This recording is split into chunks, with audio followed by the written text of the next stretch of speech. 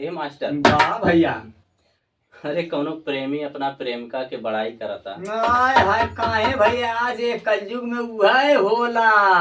वह होला तो का कहा था? का बका बाबा सब कहेला हाय कि बहुते सुघर बाड़ू तू। काहे भैया एकदम तारा रहनी का बका। हाँ, हाँ। सब कहेला कि बहुते सुघर बाड़ू तू।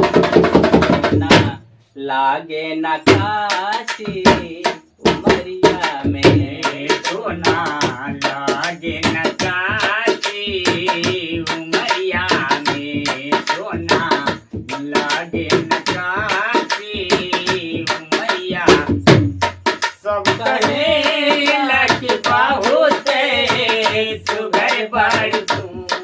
सब कहेला कि बहुते सुघर बाड़ू तू सोना लागे न काशी उमरिया में सोना लागे न काशी उमरिया में सोना लागे न काशी उमरिया में। और का कहा था? वाह भैया। हाँ, नैना पवलू शराबी नता कल करा।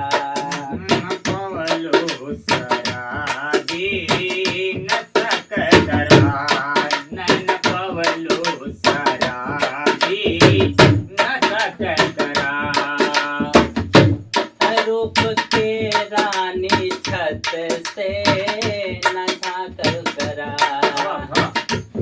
हाँ, नैना पवलू शराबी नशा कल करा। रूप के रानी छत से नशा कल करा। जनिता के लोहर अजोर हो जला। काहे काहे तो पहले अनार रहल। अरे तनीरों में हाँ। यार हो जाला। जहरता के लोहरो अजोर हो जाला। कवनो जादू भरल बा नजरिया में। कौनो जादू भरले बा नजरिया में। कौनो जादू भरले बा नजरिया में। तोहके फुर्सत में आके बनवले खुदा। तोहरे फुर्सत में आके बनवले खुदा। तोहके फुर्सत में आके बनवले खुदा। जे भी देखेला तोहके हो जाला फिदा। आज भी देखेला तोहके हो जाला फिदा। आज भी देखेला तोहके हो जाला फिदा। तोहके फुर्सत में आके बनवले खुदा। जे भी ताकेला तोहके हो जाला फिदा। तोहर जुल्मी जवानी कहानी बनी। तोहर जुल्मी जवानी कहानी बनी। लागे न कोरी चुनरिया में। लागे लागे न कोई चुनरिया में। लागे न कोई चुनरिया में।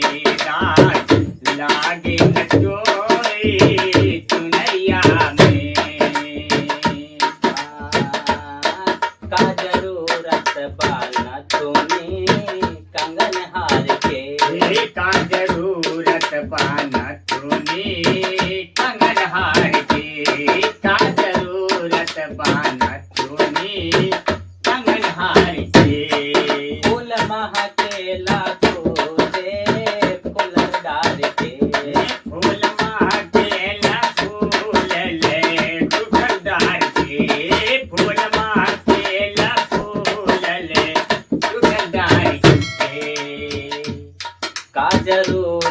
पाखना चुनी कंगन हार के फूल महकेला खोजे फूल डाल के बचन अमर बिना फूल के लोढ़ी बचन अमर बिना फूल के तोड़ी बिछल बतोहारे डगरिया में बिछल बतोहारे डगरिया में बिछल बतोहारे डगरिया में बिछल बतोहारे डगरिया